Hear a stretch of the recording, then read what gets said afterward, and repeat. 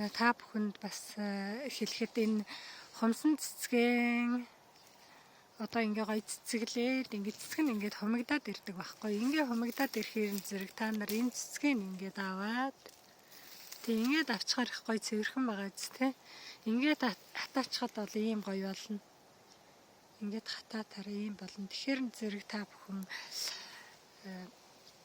үрийг авахд бүр зүгээр энэ хараа энэ ингээд цэцэгтэйгээ хатахаар ингээд цэцэг нь аяндаа ундгийг өөрөө унна.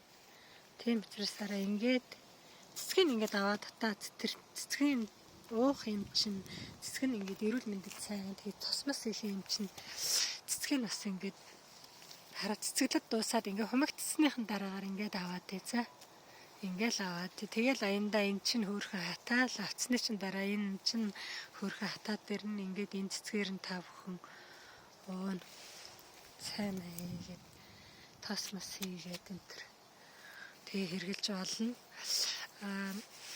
Энэ цэцгээ бүр энэ голынх нь үртэй авах юм бүр их сайн. Энэ үрэнд нь хамаг витамин байдаг гэж байгаа байхгүй энэ.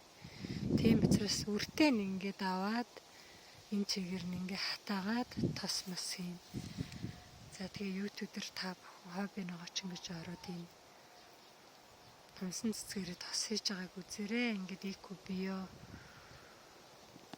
хумсан цэцгийнхаа үрийг ургуулад олон болгоод нутагшуулаад био хумсан цэцэгтэй Монголд био хумсан цэцэгтэй болоорой гэж та бүхэнд өрөөе. Энэ хөөрхөн хумсан цэцэг байгаа шүү. За ингээд та бүх өдрийг сайхан өнгөрүүлээрэй. Түр баяртай.